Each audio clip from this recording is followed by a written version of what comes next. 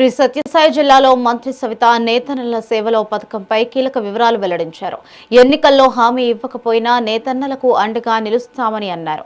మొదటి విడతలో 71,000కు పైగా చేనేత కుటుంబాలకు 25,000 ఆర్థిక సహాయం అందించామని తెలిపారు. త్వరలోనే రెండో విడత నిధులు జమ చేస్తామని అన్నారు. కొత్తగా 36,000కు పైగా దరఖాస్తులు వచ్చాయని, ఈ నెలాఖరు వరకు ఇంటింటి సర్వే నిర్వహించి అర్హులను గుర్తిస్తామని స్పష్టం చేశారు. ఎక్కువగా ఆధారపడే కులాలకు, మతాలకు, ప్రాంతాలకు అతీతంగా ఉన్న నేతన్నలందరూ బాగుండాలని గొప్ప సంకల్పంతో మరి రాష్ట్ర ప్రజలందరికీ తెలుసు.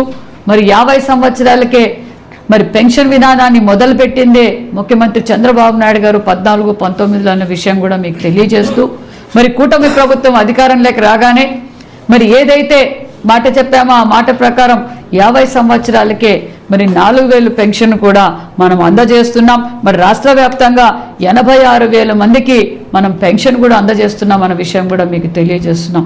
దానితో పాటు థ్రిఫ్ట్ ఫండ్ కూడా మనం అందజేస్తున్నాం. మరి దాంతోపాటు ఎన్నికల సమయంలో మన మేనిఫెస్టోలో ఏమేమైతే చెప్పామో మరి ఆ మాట ప్రకారం మరి హ్యాండ్లూమ్కి 200 యూనిట్లు, పవర్లూమ్కి 500 యూనిట్లు ఉచిత విద్యుత్ కూడా మనం అందజేస్తున్నాం.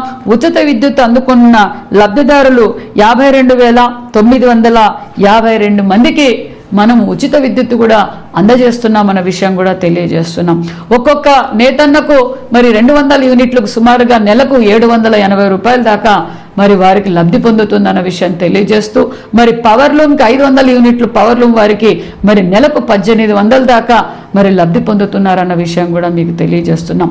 దానితో పాటు మరి ఏదైతే మరి నేతన్నలకు 365 రోజులు పని దినాలు కల్పించాలని గొప్ప సంకల్పంతో మరి ఎప్పటికప్పుడు ఎగ్జిబిషన్స్ ఏర్పాటు చేయడం, స్కిల్ అప్డేట్ చేయడం కూడా జరుగుతుంది.